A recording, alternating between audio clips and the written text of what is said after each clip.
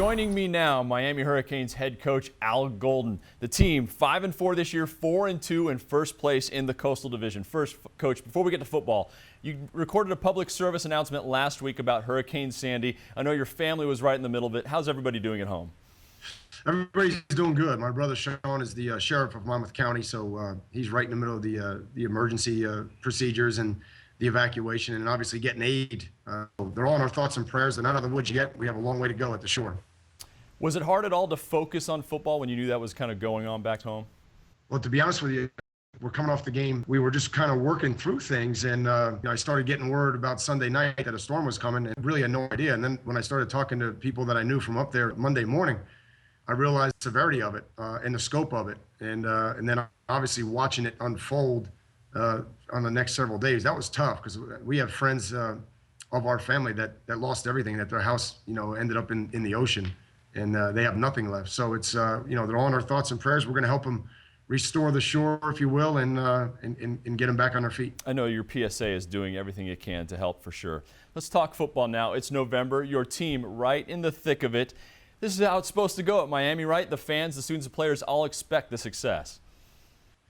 Well, we have a long way to go, before we reach the standard and the expectations that our fans have, and certainly of the tradition of the players that have come before us. But we are making progress. We have made excellent progress over the last couple of weeks. We're growing up. We're still relatively young, but we lost all the freshman monikers over that bye week. I told those guys, no more freshmen. Time to grow up, and a lot of them responded against a very good Virginia Tech team that clearly does not lose a lot on Thursday night. So it was a good win for us. I know you answered some question this week on Twitter about the team. You got to ask one good question about your defense being more aggressive. I know it's no secret they've struggled against the run this year, but I take it you think you're seeing some growth and development there. Oh, certainly we are. We got back from Kansas State. We didn't have Buchanan. We didn't have Gaines. We didn't have Paul. We didn't have Kirby. It looked pretty bleak at the linebacker position there.